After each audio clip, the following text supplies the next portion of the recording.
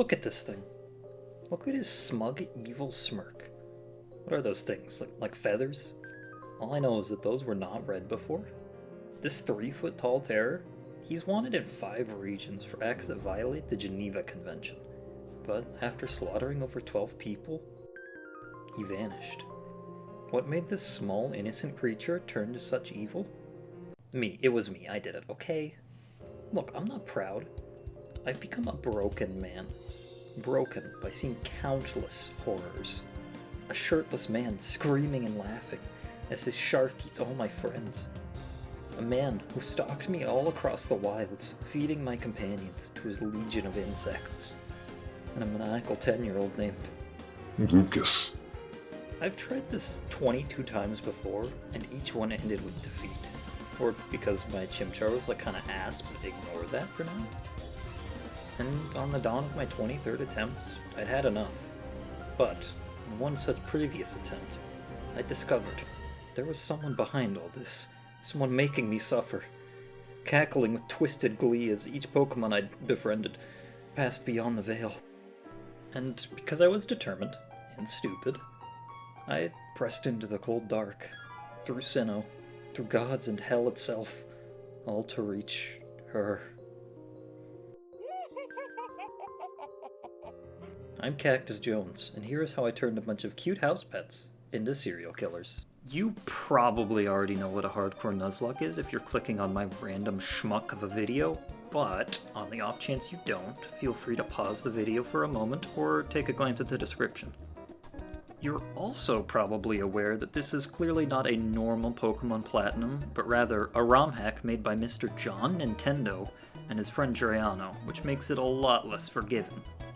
So I'll take some time to explain some important differences in rapid-fire fashion before I go over some tactics. Gym leaders have competitive items, IVs, and EVs on their 6 Pokemon. Extra boss battles are everywhere.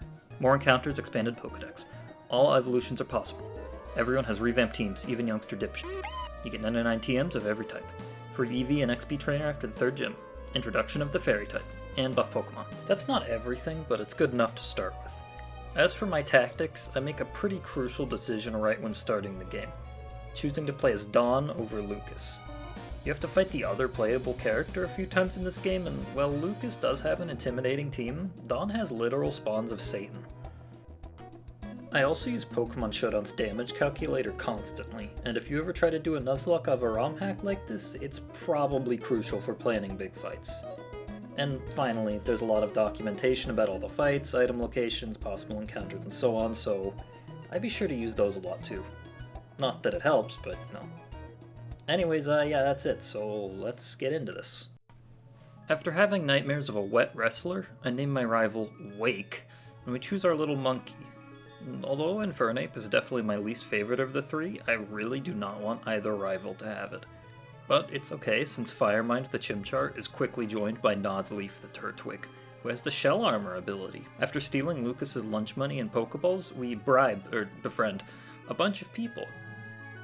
Eden the Eevee from Twinleaf Town, Maggie the Zigzagoon on Route 202, Eve the Starly on Route 201, wait, what? The Bidoof at Lake Verity, Brimstone the Magikarp on Route 218, Deadeye the Horsey on Route 219, Spoonbender the Ralts on Route 204, Bro Bobby the Wooper in the Ravaged Path, Charmeleon the Unnamed in Jubilife City, and Suplex the Poliwag in the Pond of Twinleaf Town. That's all for now, but you might be saying, that Poliwag isn't legal. You got Eevee there already. Well, for one, viewer, shut up. And 2, it doesn't end up mattering a whole lot because Wake's fat, what is that, a bear? A cat? Child? I'm gonna go with child. The fat child smothers the little tadpole in a bunch of rocks. Now, I'd like to blame anyone but myself, but that doesn't really work because I am both impatient and stupid, and I rushed into this battle doing pretty much zero prep, even though it's pretty scary with the Munchlax. But hey, my mistakes are replaced with blessings, such as Forgotten the Cubone on Route 203, and Trisagion the Timid Riolu in Orberg Gate. Trisagion actually is more of a punishment though, because he won't evolve unless he's my friend, so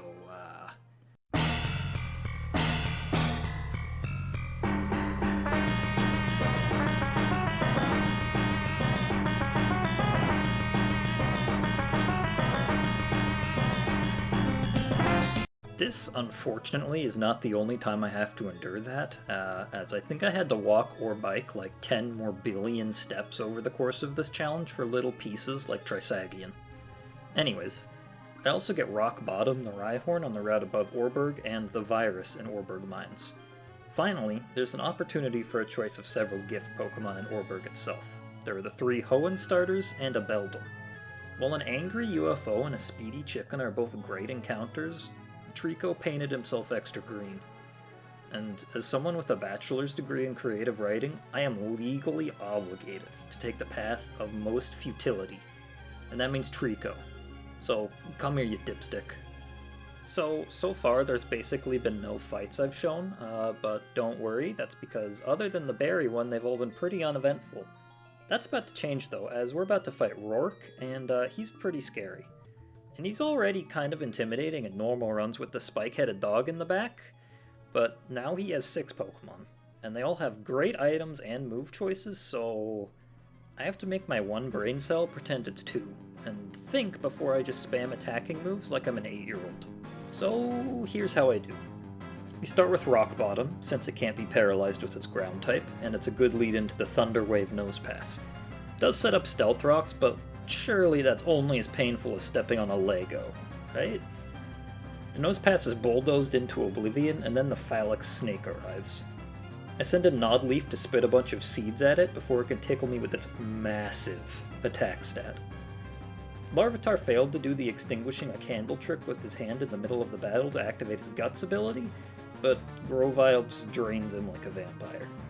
Cranidos, the rock-headed dog, is a little scary since Grovyle gets bonked pretty hard and definitely would have just died to a crit, but Trisagion is able to clean up the rest of the fight, but once again, was risking him to a crit too, so don't do that.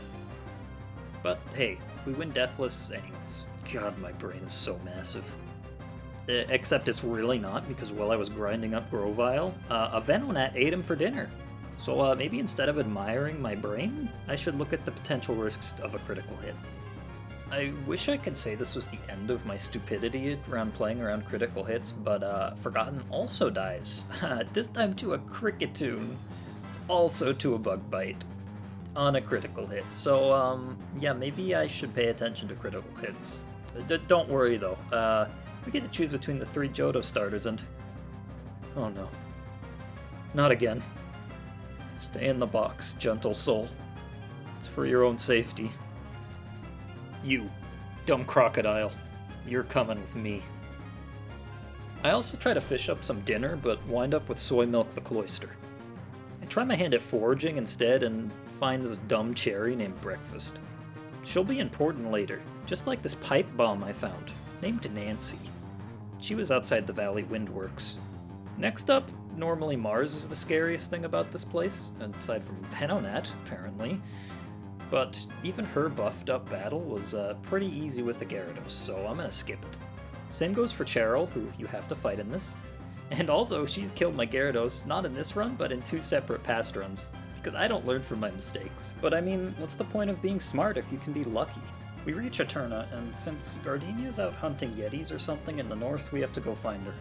But along the way, we get some pretty sick encounters. Jubis the Murkrow in Eterna Forest. Telepathy the Natu on Route 211. Venus, a Feebas that's guaranteed encounter in Mount Coronet with a Prism Scale nearby. And finally, we catch one of my favorite Pokemon, Oh no. Come on, really, Smoochum? Fine, sure, I guess Jinx isn't that bad in terms of moves and stats, but it's a Jinx. Like, what is that? Is that lipstick? That hair? God, I've never had to judge something so harshly before. Jesus Christ. Well, we do still find Gardenia, holed up in a cabin, and then we go back to Eterna. Unfortunately, I still have a lot of preparation to do, and by preparation, I mean putting Golbat in the basket of my bike and riding up and down Cycling Road for 45 minutes.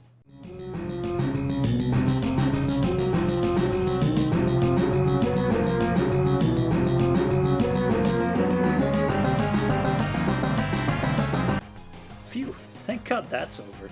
Now that I did all that preparation, I'm sure nothing will go wrong against Gardenia. We go to fight Gardenia, and this fight was really not me at my best. I'm just gonna say that right now. Well, actually no, I play this fight about as well as every fight, like I'm a toddler in charge of an angry mob. Crobat starts the fight against Bellawesome and takes it out after we get through some confusion nonsense. Roserade is next, but oh boy, do I underestimate that thing. I switch in Brimstone on a soft extrasensory, but then he takes way more damage next turn from a magical leaf than I thought he would. And even with Ice Fang, he's not going to be able to outspeed it to take it out. Crobat is able to mop up luckily, but then Tangela comes out. And while I fear no man, this thing scares me. Makes Nodleaf look like a clown with paralysis hacks or with spams Ancient Power. Now, I thought I was being smart and clever by trying to stall it out of Ancient Powers, but apparently I cannot count to 5, so it uses one when I switch into Charmeleon. This ends up being fine for the moment, but I think I should go back to kindergarten before I continue this kind of challenge. Pergrottle is kind of annoying, but flying types are able to avoid bulldozes, and then Intimidates with Brimstone are able to make it quite weak. Crobat is able to safely switch in at one point and slowly whittle it down with a Life Leech while keeping healthy. However, unfortunately, due to my underestimation of Roserade's damage against the Gyarados earlier, it won't be able to survive any of Breloom's hits even if I do some pivots. And since I don't think Fire Mind can outspeed and kill after that massive Thunder Punch damage, I've got to sack someone. That unfortunately ends up being Eve, so sorry, Burb. Eve goes down and Gyarados is actually able to outspeed, and thank God, manages to hit the 85% accurate bounce. Now, unfortunately, I started to celebrate, but Gardenia had another Pokemon in the back. It's fine though, right? It's just a Charon. How bad can it be?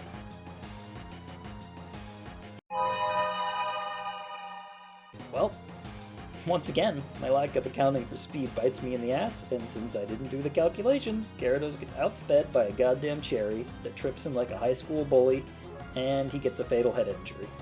So yeah, I just lost a Gyarados to a Charon. Crobat's able to win for us, but man, this doesn't feel like a victory. Jupiter is up next, but she's just an appetizer for what's to come. The only thing to note is that after we beat her, that monster gives us a Togepi egg. Just to taunt us, probably. We name him Kane, but again, he's not very relevant for now. Instead, I'll focus on a dumb decision I made in the old chateau.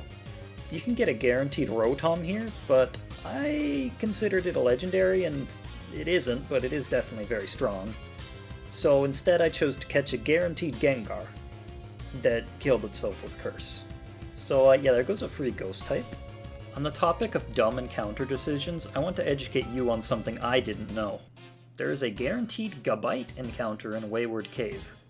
I was dumb and just overlooked this part of the docs, so I didn't use repels to try and get the static Gabite, but I went unpunished because I find a Gibble regardless.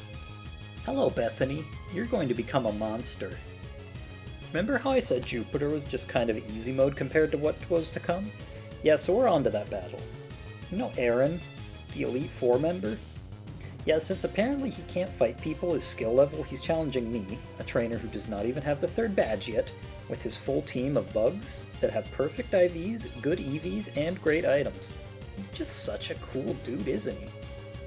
Yeah, just, this is obviously stacked against me, and I have lost this 3 times before, so I was pretty tired of wiping on him. And because of that, I used a strat I'm not really proud of. Substitute Abuse. The AI's brain melts whenever a substitute is up, meaning it sometimes will try to spam status moves over and over again, but they'll never work on the substitute. So, I just set one up on Fire Mind, Swords Dance a few times, and show this green-haired dweeb why he sucks. So now that we're all set up, we start Flame Wheeling.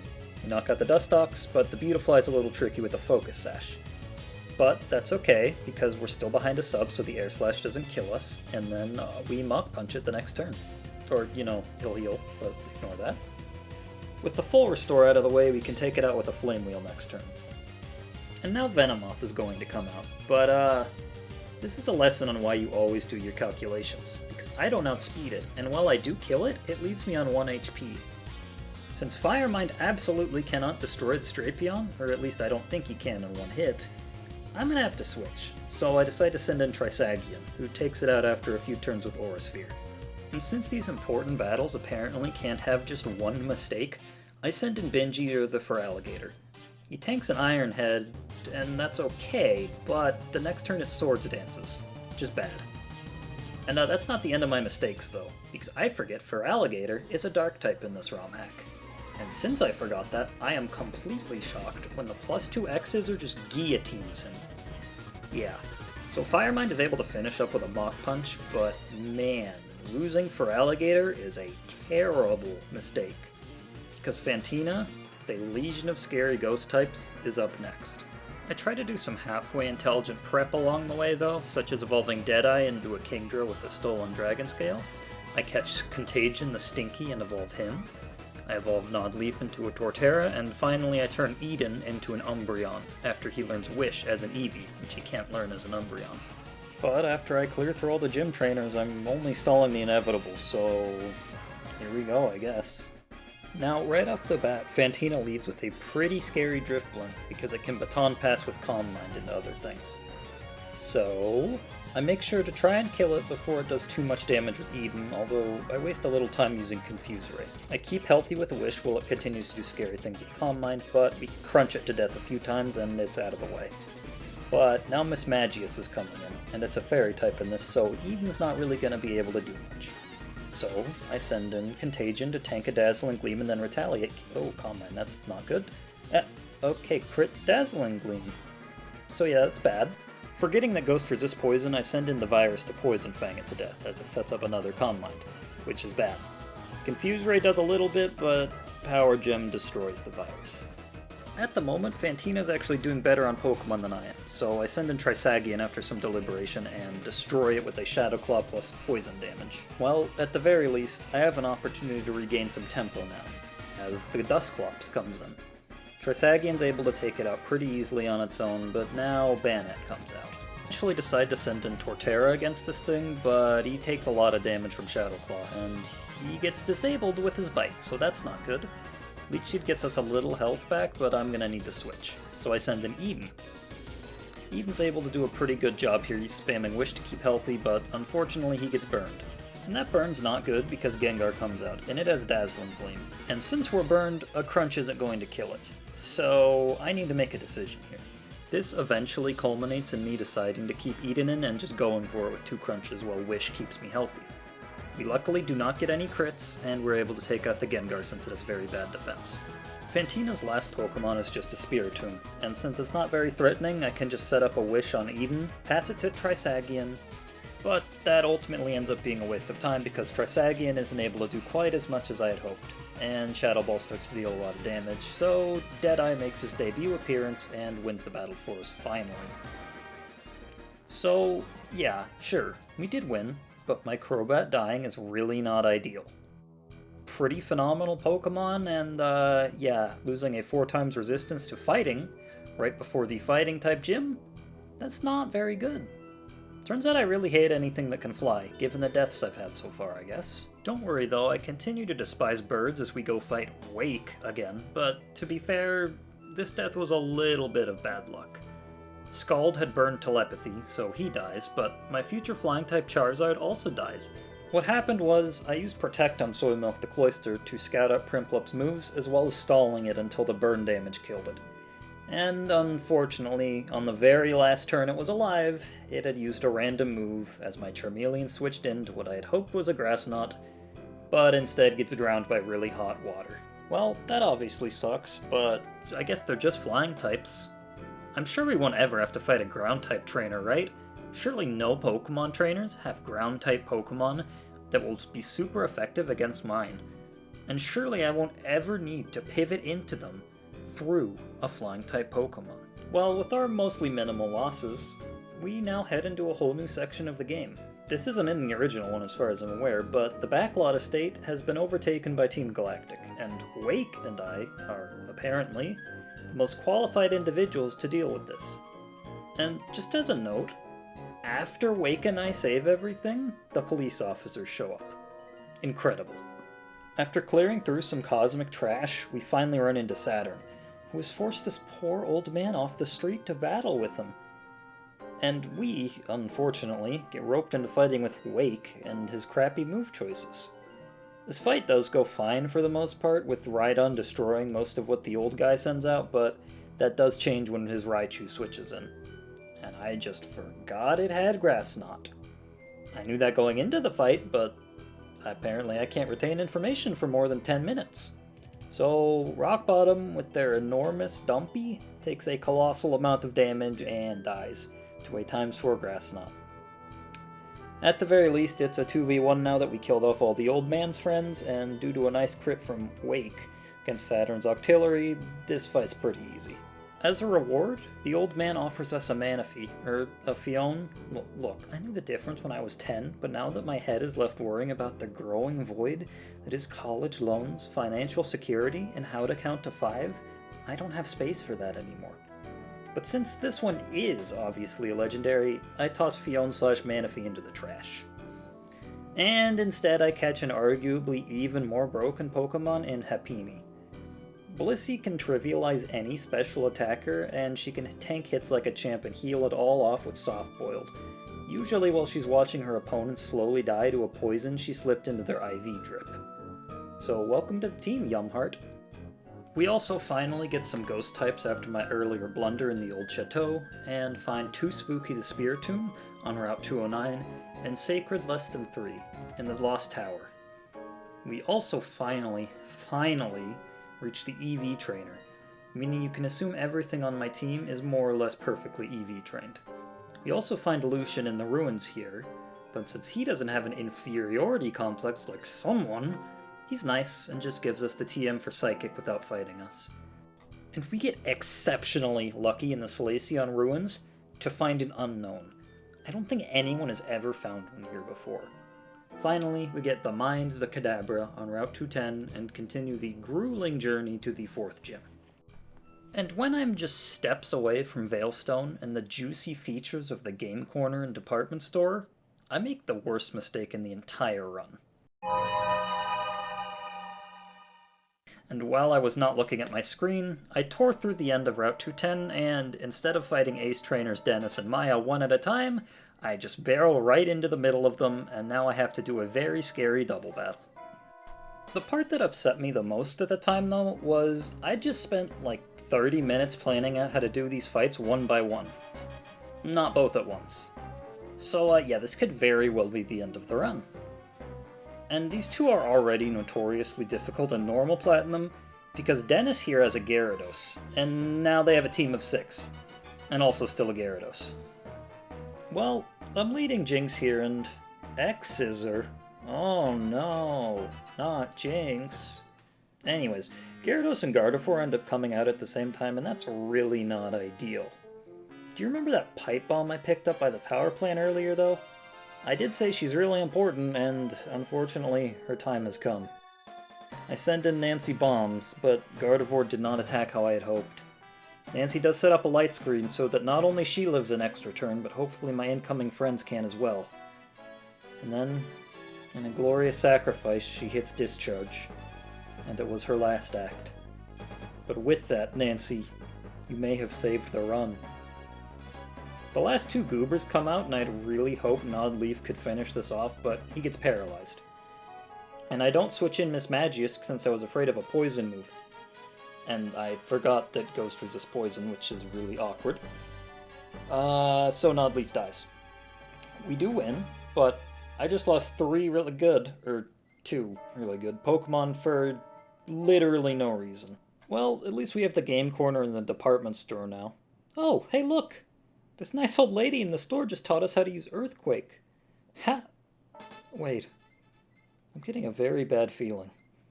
Like I'm trapped. Alone. I called for someone to fly me away, but nobody came. Oh, she's gone. Weird. Anyways, we go do some gambling before we go to fight Maylene. After losing at the slot machines enough time, we go to fight Maylene. Now, after this many attempts, I've at least gotten mildly intelligent enough to write my notes down. Of course, I do it on a post-it note like a middle schooler, but it is written down. Against her lead Medicham, I baited into using High Jump Kick by starting with Eden. Then, I switch into Miss Magius so that Medicham takes huge recoil damage since she can't hit the Ghost type. I rinse and repeat this strategy till it dies. However, Lucario did come out a bit earlier than I had expected, but this doesn't change my plan immensely. I need to get Alakazam in, but I can't just switch him into a very powerful physical move from Lucario. So, enter 2020, the incredibly rare and important unknown I caught in the Salacion Ruins. He's going to make a wonderful sacrifice. Am I proud of just sacrificing him like this? I mean, no, but just look at this dumb alphabet soup-looking idiot. What was he gonna do? Teach youngster dipshit his ABCs? Teach me how to count to 5? Wait, actually, maybe I should have kept him alive. Well, either way, Alakazam is able to kill the Lucario in 2 Psychics. First, breaking its Focus Sash, and then the second one killing it after it tries to outspeed with Agility, but fails horrendously. While Alakazam could potentially kill the incoming Toxicroak, it does have Sucker Punch, which would really hurt Mr. Two Spoons over here. So I switch into Bro Bobby after I use Poison Jab instead for some reason. Quagsire takes out the Toxicroak, and in comes an even larger man. But Miss Magius proves definitively that size doesn't matter, as she completely obliterates the Machamp by using Moonblast. And then Gallade comes out. I know it's just going to waste time setting up a screen here, so I decide to switch into Jubis safely. Gallade wastes time setting up a light screen, and then a Drill Peck knocks him out easily. But here comes a mistake. Infernape. Let's take a look at my sticky note plan. Okay, so it's indecipherable and all the abbreviations are completely illegible, but you still might be able to see something. There is absolutely no mention of the Infernape. Like, I knew it was there when I was planning this out, but I guess I just neglected to write anything on my sticky note. So yeah, that's not great because Infernape is pretty scary, and having literally no plan to deal with it, not very smart. At the time, my strategy was to try and stall it out since it has a Life Orb, but obviously that's not going to work because it's an Infernape that hits really hard, and a few of my Pokemon are pretty badly hurt. In retrospect, I think I should have just switched to Quagsire because I was anticipating a Thunder Punch here, and obviously Quagsire wouldn't get hit by that. He would take a lot of damage from the next hit, but he might have been able to kill with an Earthquake or a Water type. But I don't do that. And fortunately, or maybe fortunately, I actually make a correct decision for the wrong reason. Infernape used Close Combat instead, which means Miss Magius is able to safely switch in, but this is still a problem, because I don't know what move it's going to use now, and my team's going to get pretty battered over the next few turns, and this thing is going to take a while to die. That said, if I can get Alakazam in, I win, so I'm going to have to make a sacrifice. So, I'm sorry, Bro Bobby. Alakazam is then able to safely switch in and slap the stupid monkey. Overall, that could have been worse. Well, with that nonsense over with, we can go snatch up a bunch of new encounters, the important ones being as follows. Speedball, the Apom, from Route 214. Adrenaline, the Nidorino, at Valor Lakefront. Game Kid, the Gastrodon, from Route 213. Immaculate, the Shell Armor Lapras, from Pastoria City. And finally, Experiment, the Toxicroak, from Route 212. On top of all these goobers, we also get access to not just the Move Relearner, but a full set of Move Tutors on Route 212. And I'll leave these idiots, they forget that I'm a gullible 12-year-old, able to easily fall into the traps of a capitalistic society where I'm pitted against my peers just to get a leg up on this vicious, unforgiving world. Also, I can end up on top like a dragon with its horde. What I'm saying is that they're free. Even with all these goodies though, this is still probably one of the hardest parts of the run for me. Because we have to fight Wake. Not the fake one, who's been following me around like a puppy all run, but the real one. The enormous, shirtless giant that shrieks in the rain. The one with the killer shark that devoured Run 7, and the bloodthirsty otter that butchered Run 14. But before we can have a rematch, we have to do a few things first, because Wake apparently decided he wanted to go on a trip to the swamp. So we head into the swamp. And while I do at least learn from my mistake of stumbling into tough double battles on accident, I do forget that Jinx is a really fast monster, and since Honchkrow really isn't, he gets destroyed by an Ice Beam. Guess this is what I get for insulting the worst Pokemon ever designed, but either way, I'm sorry, Jubis. We managed to find Crasher Wake, who, for some reason, is just screaming his own name, but then he rushes back to his gym, where we have to fight him in permanent downpour. But before we can even do that, we have to go bully the wannabe. Or actually, it's more like the wannabe bullies me. After tanking a close combat, Cloyster is able to knock out the Staraptor and 2 ice shards. And from here, though, things start to get worse. I sent in Spiritomb against the Breloom, and he gets Spore Haxed, so now Infernape has to take over. And unfortunately, we have to have another lesson in sacrifice. You've already seen that it's probably the right play to let some people go, cough unknown cough. But man, there's a wrong way to do it, and here's an example of that. I sent in Lucario to beat Wakes and Polion, but an unfortunate burn from Scald makes that a no-go. So I have to sack something so Infernape can safely get in. Looking at this team, who would you sacrifice? My starter? The versatile Nidoking? The Furry Bait? My bulky Ghost type with just one weakness? Or the Clam, who, while he has shell armor, is completely outclassed by my other water and ice type, Lapras, who also, again, has shell armor? Well, for whatever reason, I sent in Spiritomb. Maybe I was hoping he'd wake up here, but instead he just gets annihilated.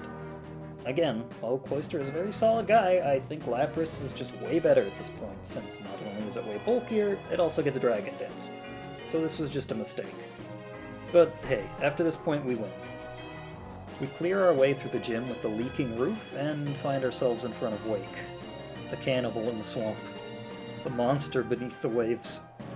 Visions of my past failure haunt me as we start the fight. But, to give myself a little credit actually, I did a full calc of every part of my plan this fight. And yes, I actually remembered he had 6 Pokemon, unlike Maylene and Gardenia. So, here we go. He leads with a Quagsire, but the Mind can barely kill with an Energy Ball, even through its Rindo Berry. Sharpedo is next, but he will not butcher anything this day.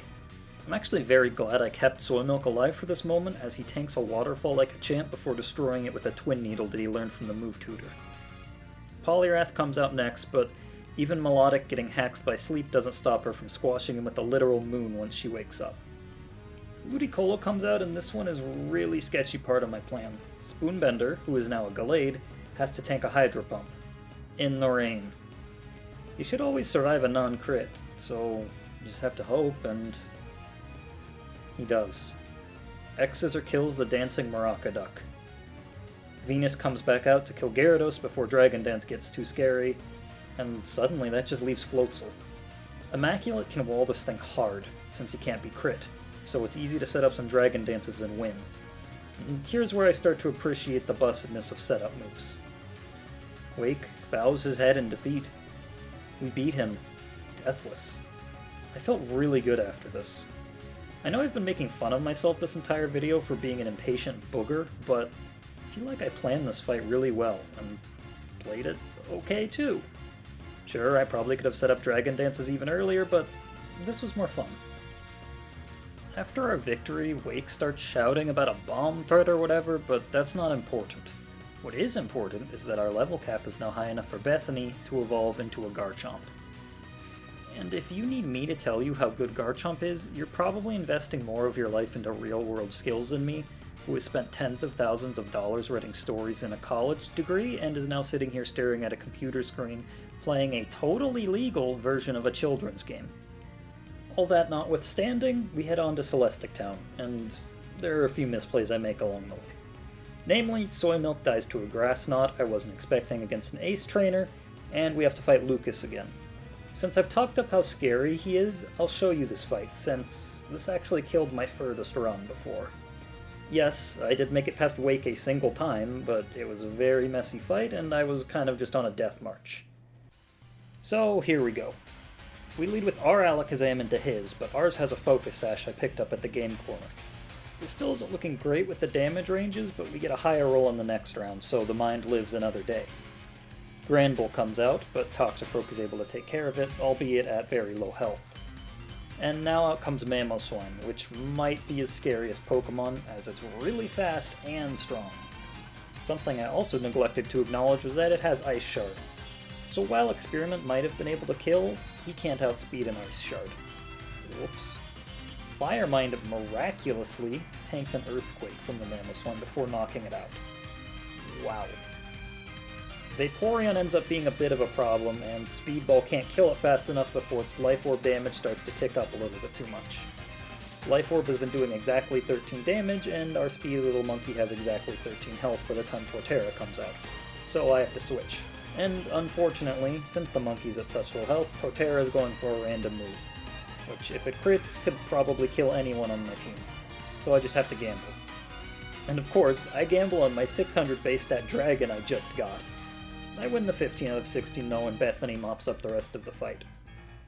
Hopefully that showed you just how scary Lucas is, and if you think that's bad, replace his slow Grand Bull with a speedy, scrappy Lopunny, and his mostly useless Licky Licky with a monster Life Orb Clefable, and you have Dawn's team.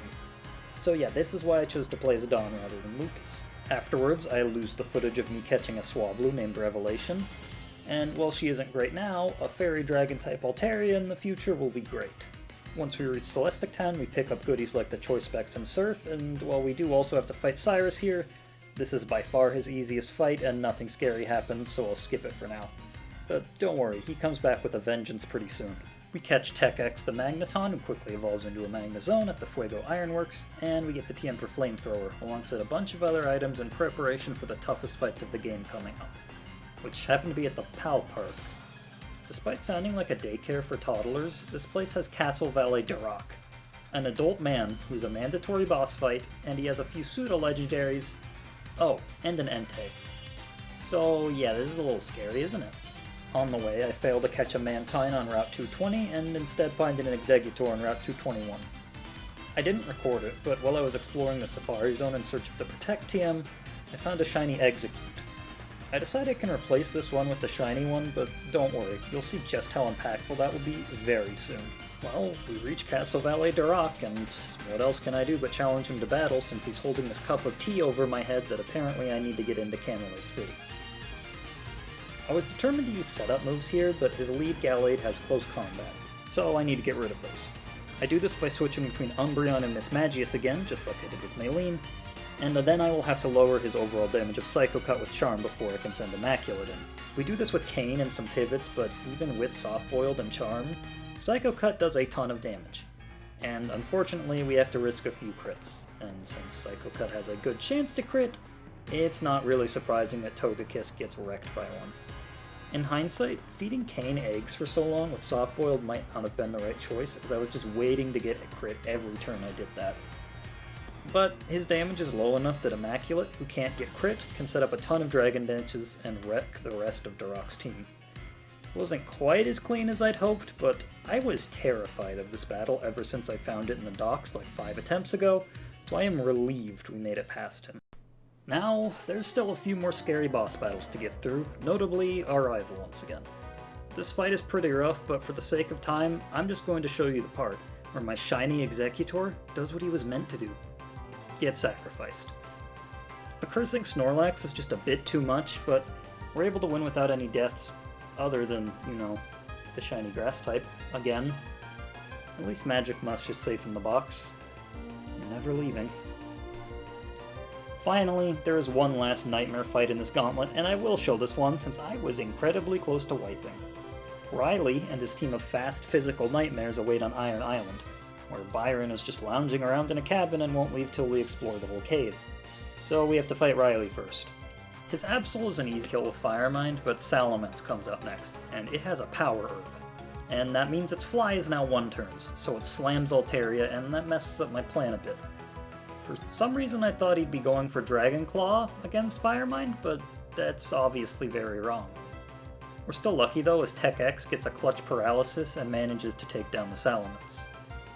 When Lucario comes out, I employ the same recoil strat with missed high jump kicks to take him out by switching between Sacred less than 3 on kicks and Tech X on Meteor Mashes. But then Metagross comes out, and it does something I did not expect. It uses Agility. This is really, really bad, because now the 600 base stat UFO can outspeed most of my team, and probably one-shot them with his massive attack stat. Well, I try to Wish Stall and confuse hack him with Eden, but it doesn't work. And then I forget it has Earthquake, so Tech X gets obliterated. I sent in Fire Mind as a Hail Mary, and to my surprise, he still manages to outspeed and take it out. That definitely saved me. Ursaring gets handled by Sacred, who is a little close to death, but Lass is just a slacking. And slacking is completely mitigated by my Nidoking, who I taught Dig.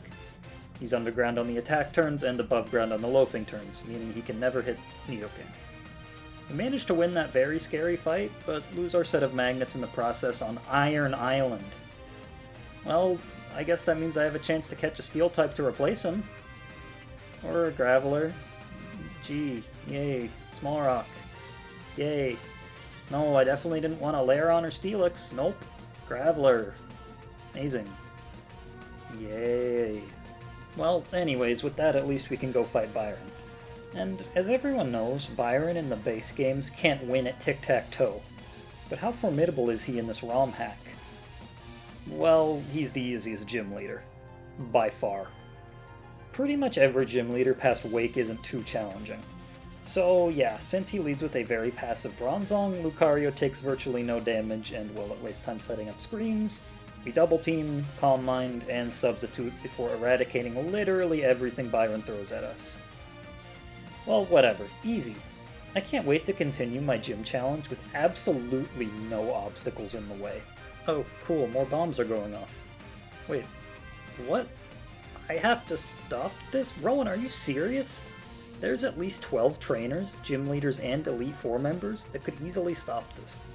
And yet a group of idiot 13-year-olds who only care about catching funny-looking monsters have to stop this? Yeah, okay, sounds good. Most of the galactic nonsense goes by with ease except for a fight with Saturn. His Bronzong knows Explosion, and I have trouble predicting if that's the move it's going to use or not, so I just kind of hope Immaculate can survive if it uses it.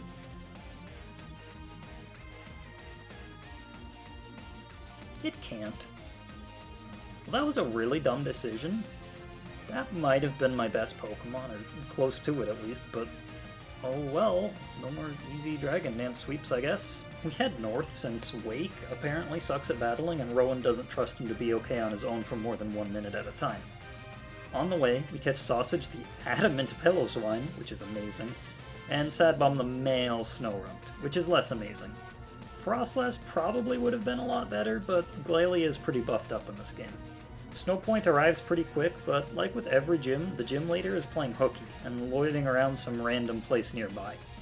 This time, it's Snowpoint Temple, and we can't get in there without fighting a terrifying double battle. With most of the boss battles, I can see the movesets and items of the teams, but this one isn't in the docs, so I just have to go off the list of Pokemon alone. We go in and immediately miss a range to kill the Blissey, so it sets up a light screen. Feraligatr then comes in a moment later. Then the Guts Heracross gets a double protect before slamming Eden with a close combat that he barely survives. Well, I send in Nidoking, but Feraligatr slams in before Tyranitar with Fire Blast, for whatever reason, just melts him. Adrenaline goes down, and this is looking really, really bad. I do manage to regain a ton of ground, though, with a pretty good strategy. I send in Garchomp, which can fly now, apparently, in Renegade Platinum, and who then soars in the air while Venus spams Surf. Eventually, all that's left is a Typhlosion. And I switch in Infernape, but Typhlosion knows Earth Power. Firemind, our starter, goes down. We win, but losing Firemind, the fire fighting type, before the ice type gym? Not ideal. Not super ideal. We head into the Dark Temple regardless, and... wait. Do you hear that? Oh, it's just a little goblin. But there's something to it. A bloodlust. A hunger. Vengeance? Or pure rage? Even if I'm unsettled by him, I catch him and name him Mom's Knife. After that, we find Candace tickling Regigigas to get him to wake up, or go to sleep, I'm not really sure. And then it's time to fight her. As I said, every gym post-Wake isn't very hard, Elite Four notwithstanding, so Candace isn't any exception here. We start with Gallade, who I taught Sunny Day to get rid of the Hail Abomasnow setup. That said, Abomasnow not only manages to still hit the 70% accurate Blizzard, but it also crits. Spoonbender takes it like a champ though, heals with the Citrus Berry, and kills it with a sun-boosted Fire Punch. Frostlass comes out, but it can't touch Blissey. It's a grueling process, but eventually the combination of Minimize and Toxic take out Candace's ace Pokemon. Blissey is pretty broken. Weavile comes out, so we switch into Sad Bombs. Now, I did something I thought was really smart, wherein I switcheroo choice specs onto it and then take its focus sash. Not only is that not how it works though, it gets worse after the battle. You'll see why though. Luckily, we still get an easy kill with Rock Climb and switch back into Youngheart. Walrein, well, it only knows special moves and can't take down Blissey. It takes forever to kill with its Aqua Ring healing. Mamoswine is next, and since it could turn Blissey into a fine paste with its host of physical moves, we pivot through Levitate Glalie on an Earthquake, before sending in Trisagion to destroy it. Glaceon is last and tries to employ evasion nonsense on us, but we do eventually land a Toxic with Blissey again to kill it. Well, hey, we won! Wait, where are my choice specs? Candace? Excuse me? Hey, give those back! Well, Candace unfortunately has had enough of all the D's Nuts style jokes made at her expense, and she's taking it out on us. So she keeps our choice specs. Which is bad, because I'm certain we're going to need those in the future, because some of the toughest fights in the game are right around the corner. After catching Freezerbab the Celio at the nearby lake, and also leaving Wake to die alone in the snow, we have to go infiltrate Team Galactic's HQ. Well, the grunts are easy enough, and I'm thinking the fight against Cyrus will also be a cakewalk. Until his Honchkrow. I forget it has Super Luck, which makes crits very likely, meaning Eden goes down to a crit Brave Bird. Losing my tankiest Pokemon is, really bad. But guess what? It gets worse. While Cyrus is easy enough to finish up, we have to fight Saturn one last time. And I make a completely asinine move and a surprise to no one. You already know that I can't count to 5 apparently, so is it really a surprise that I also can't remember 4 moves in my head when the dock with them is literally on my second monitor? We do some good Dragon Dance sweeping through the first portion of Saturn's team, but his Focus Sash Toxicroak comes out, which means my sweep isn't gonna work. After switching a few times, Bethany gets poisoned, meaning she'll go down. And then I literally just forgot about Gunk Shot the turn after it used it. And I switch into Venus, a fairy type, a melodic, who gets obliterated by Gunk Shot. That was so stupid. Well, I do some pivoting to stall it out of Gunk Shots and Cross Chops until Sad Bombs can kill it with Earthquakes, but man, that was awful. I just lost my second tankiest Pokemon right after my first tankiest. There's a decent replacement I discover luckily, but it's not quite as good. Remember those cherries I caught all the way back in Floroma Meadow? Well, they've gone bad, but some schmuck in the town itself will trade his Skorupi for my moldy breakfast. I decide this is a legal move since I hadn't caught anything in Floroma Town itself, just the meadow. So, welcome, Sting the Battle Armor Skorupi. And while this is great, the arguably hardest, most unpredictable and volatile fight is coming up. Jupiter and Mars atop the Spear Pillar. This fight is long and hellish, just like the climb up Mount Coronet. On the way, I caught a Medicham on the exterior, which I will bring into the fight, but still not feeling good about this. We eventually reach Mars and Jupiter and we go in. And normally, they each have 3 Pokemon, right? That's scary, but manageable. Well, in this, they each have 6. So this is a 12v12. Except our partner is Wake, and while his team is a little better in this version, he's proven to be an unpredictable idiot already, so this is really scary. So my plan was basically to just utilize Protect and let Wake do most of the damage. So let's see if that works. Medicham baits both of the Brave Birds, who just hit into the Protect, and then I eventually switch into Sad Bombs to absorb them again. Wake does a bit of damage during this whole process. After, a Bronzong comes out, Wake's Staraptor goes down. A ×4 Steel move against my Rock Ice-type Glalie would absolutely destroy him, so I eventually decide to send in Drapion. Beak is actually a god here though, and absolutely wrecks the Bronzong with his Arcanine. Gastrodon comes out and I Protect, hoping that I bait the Earth Power into Drapion instead of the Arcanine. Meanwhile, the Hot Dog does manage to kill the Crobat, but the Earth Power goes to him instead, so he goes down. The second Bronzong comes out as Wake sends in his Breloom. This is a bit dicey now, as I was hoping to have Wake deal with the Gastrodon before it can hurt Drapion. We Night Slash the Bronzong while it sets up Stealth Rocks, and Wake spores the Slug. Not quite what I was hoping for, but I think it works. We kill the Bronzong after another Night Slash, and out comes Yanmega. Well, for some reason, Wake Force Palms Gastrodon? I guess he's going for Bronzong instead. With Yanmega on the field now, this is looking pretty scary for Breloom. It does survive with its Focus Sash after a times 4 air move, and we tank with Freezer Bab after we take a bit of damage from Stealth Rocks.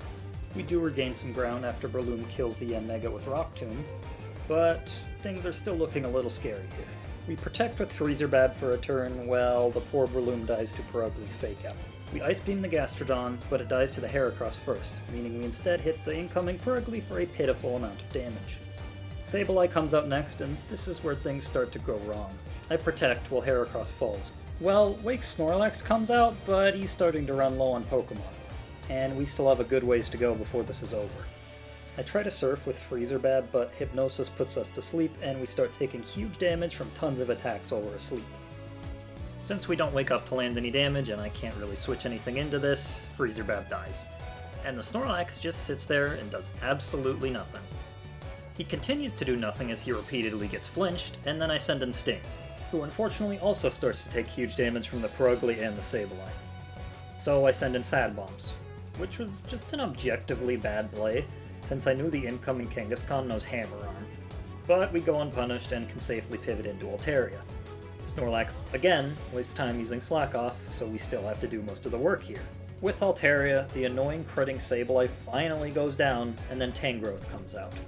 But we've saved our secret weapon for long enough, and we no longer have to be as passive, so I send in Bethany.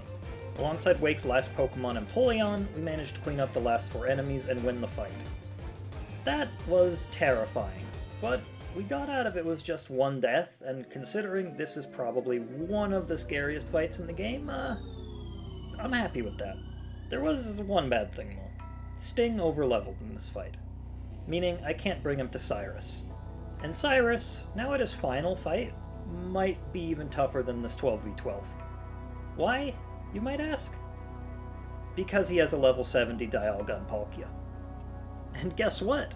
While Cynthia stands there just twiddling her thumbs, we have to fight him immediately afterwards too, with his full team of 6. So not only do we have to keep our team order the same, if anyone dies in this first fight, I can't use them against the second one. So this is an 8v6 basically. Yikes. We do have a few things working for us at least though. 1, the Dialga and Palkia have 0 IVs and EVs, meaning they're as weak as a legendary dragon, with 680 base stats could possibly be, and Sacred has Levitate, meaning I can use Earthquake with someone else. We also still have a Choice Band and a Choice Scarf, but there's a huge issue with this plan. Garchomp is speed-tied with Palkia, and I can't give her the Choice Scarf since I have to use it on Sacred less than 3, Mismagius to avoid her Earthquake, and then she can outspeed and kill Palkia. But I don't think she will be able to without the Earthquake. So I have to rely on a 50-50 that Garchomp is able to get the first speed tie win, or hope that the Palkia has a speed lowering nature. Could I come up with a better strategy? Well, probably. But that's boring. Gambling? Now gambling is fun. So we gamble. And we win. We had a crit, had insult to injury. Just for reference, the only reason Bethany was speed-tied with Palkia was because she had an atrocious speed IV. And I didn't invest a lot of speed EVs into her because I wanted her to be more defensive for the 12v12 battle. And I didn't try to switch them because I was afraid of overleveling her. But hey, we won anyways in a pretty dramatic fashion. Cyrus hates melodrama though, so now he's coming at us with his full team of 6. We are still leading with Mismagius after the last fight, which isn't super ideal into the Crobat. But we can send in Sad Bomb to tank the Brave Bird, and now the Crobat is locked into it because of its Choice Band. We Rock Climb and kill it while it just tickles us. Then Magnezone comes out. I was expecting a Steel move as we sent in Bethany, but it actually just used Thunderbolt, which is perfect. Bethany kills it easily. A Focus Sash Weavile comes out, and you already know how poorly that went last time with Candace. But Sad Bomb proves that he's better than Frostlass definitively after he eats an Icicle Crash and kills with Rock Climb. And before it can do anything too scary with that Swords Dance it sets up, we kill it with an Ice Shard. Easy. Then Gyarados comes out and intimidates us, so we switch into Deadeye.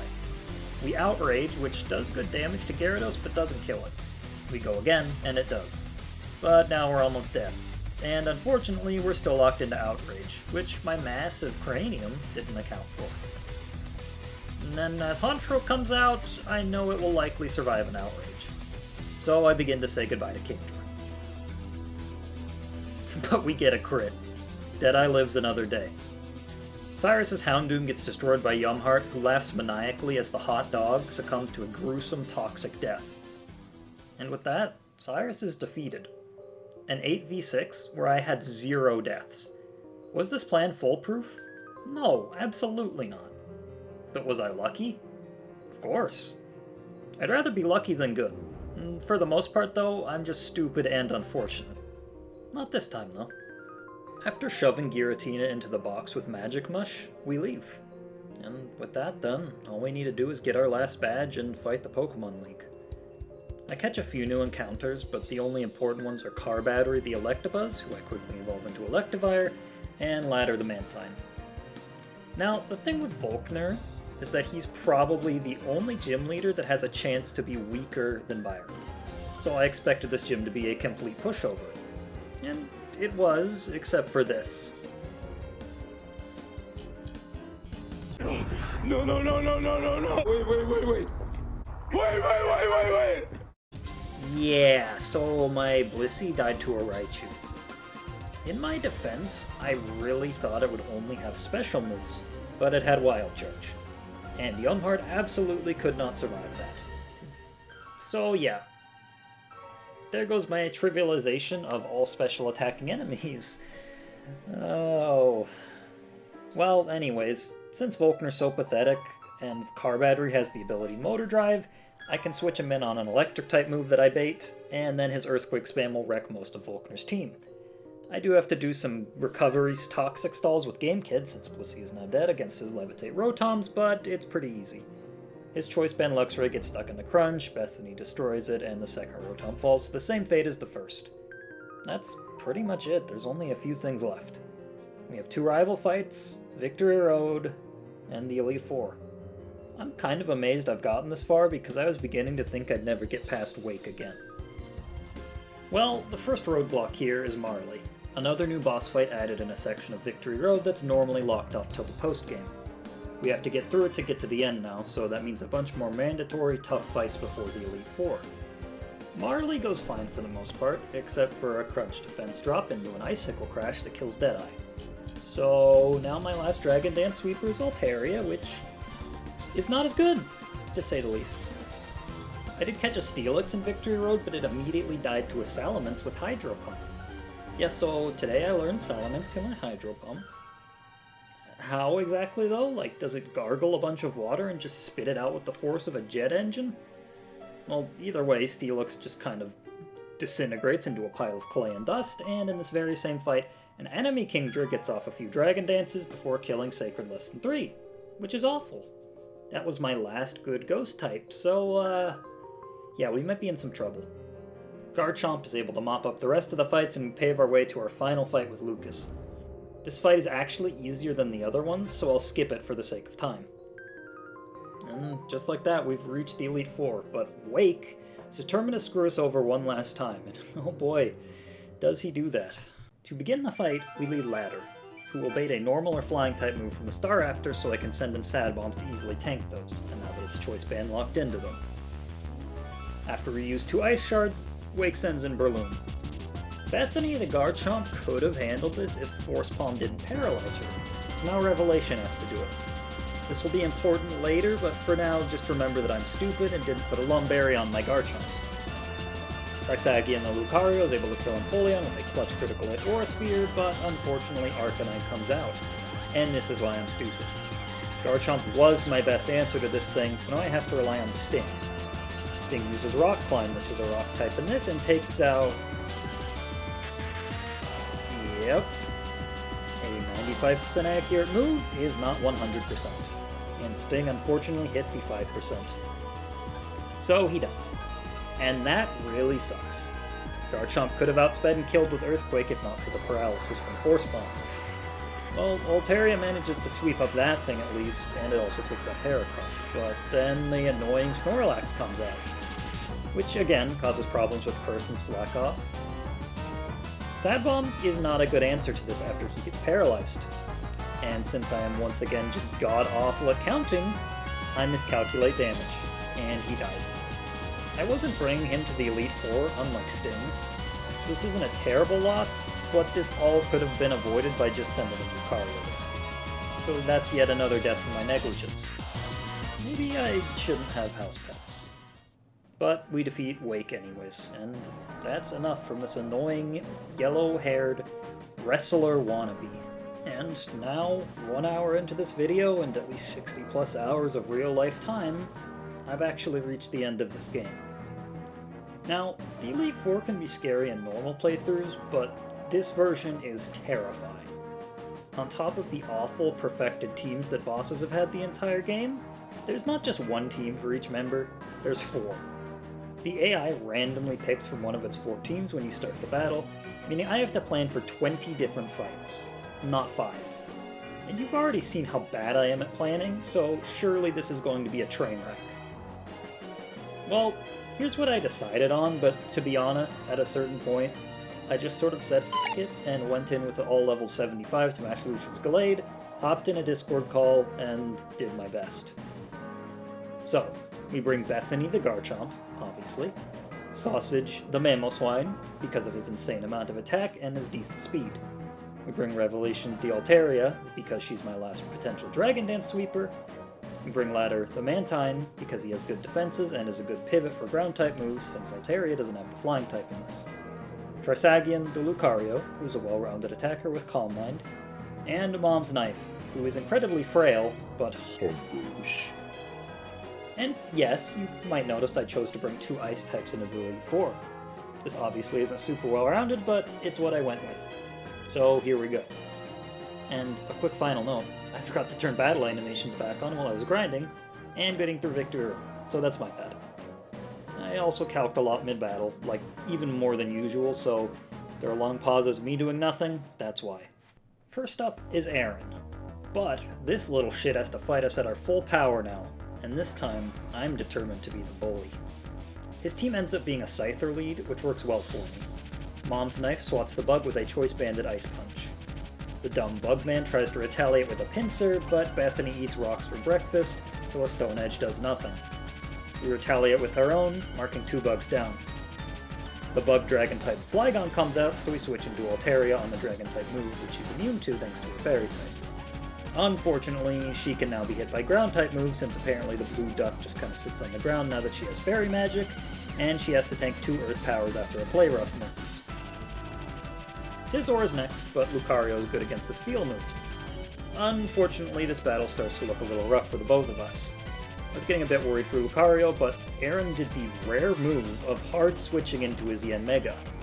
For reference, I found 4 different shiny Pokemon across this run, and while they did have a boosted chance, I saw more of them than I did see the AI hard switch. Ladder destroys it though, dodging and tanking the gusts of wind. Drapion is next, but I send in Sausage. Sausage is Choice Scarf, meaning he outspeeds and destroys the entire building with a single Earthquake. Then last is the already weak Scizor, but Ladder doesn't just want blood, he wants pain. He flinches the Scizor multiple times and plays with his food. Then he eats the last bug, and Aaron is alone, friendless, like he deserves. Oh, hey look! It's that kind old lady from the store, here to cheer us on!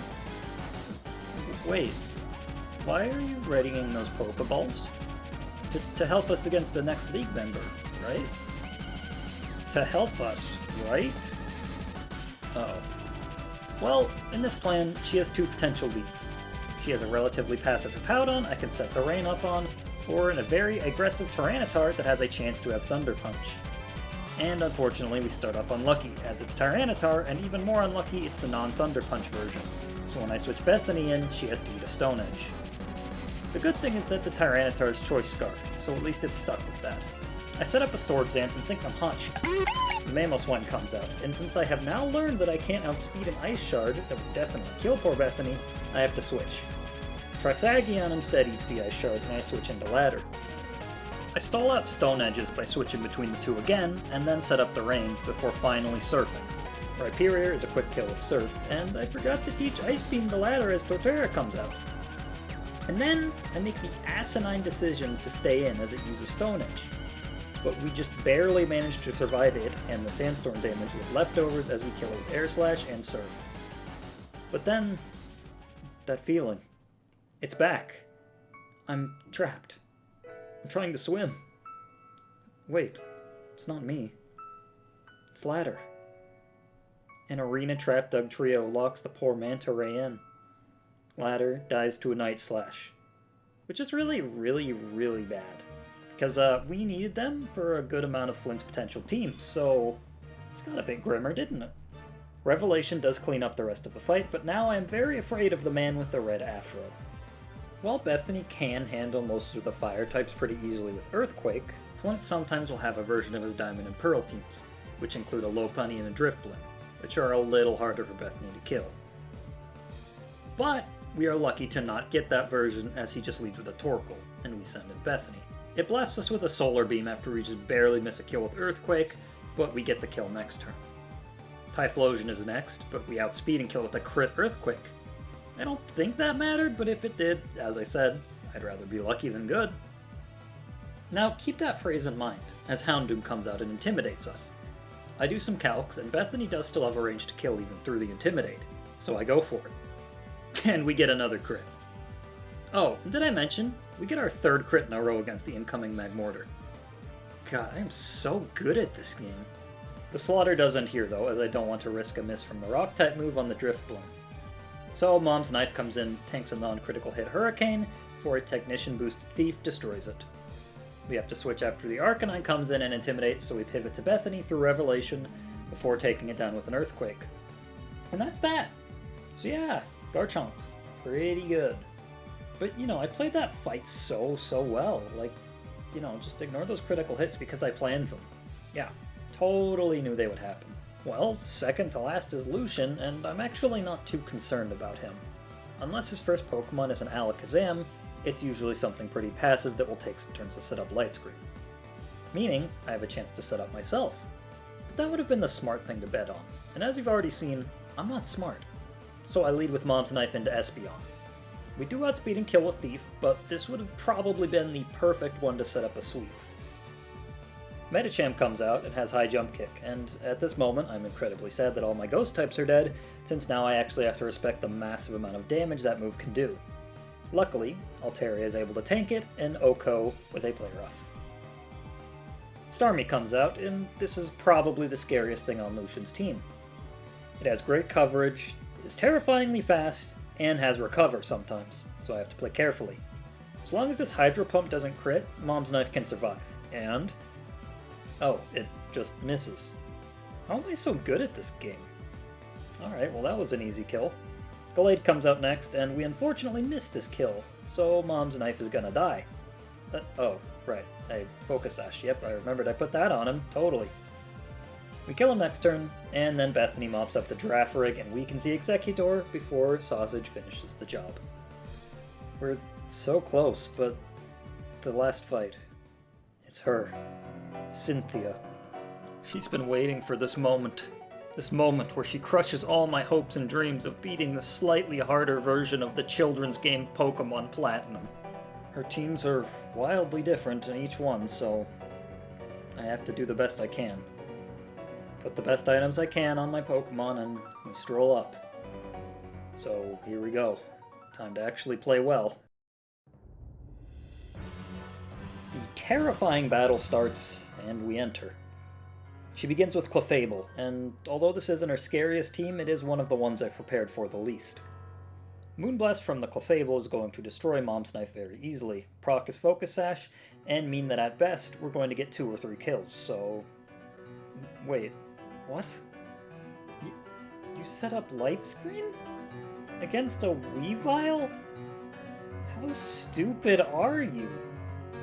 Are you really telling me that I spent all this time terrified of you and you do this? You let me set up a Swords Dance on a Weavile at full health with an intact focus sash? Well, okay. There's a look of bloodlust in Mom's Knife's eyes now, and he's not gonna be stopped. One poison jab slaughters the Clefable. Although Penny does survive an ice shard, our focus sash saves us, and then it goes down too. Miss Magius comes out, and I don't think a poison jab will kill it, so... oh, we'll just get a crit. Forget being good, dude. Let's just keep being lucky.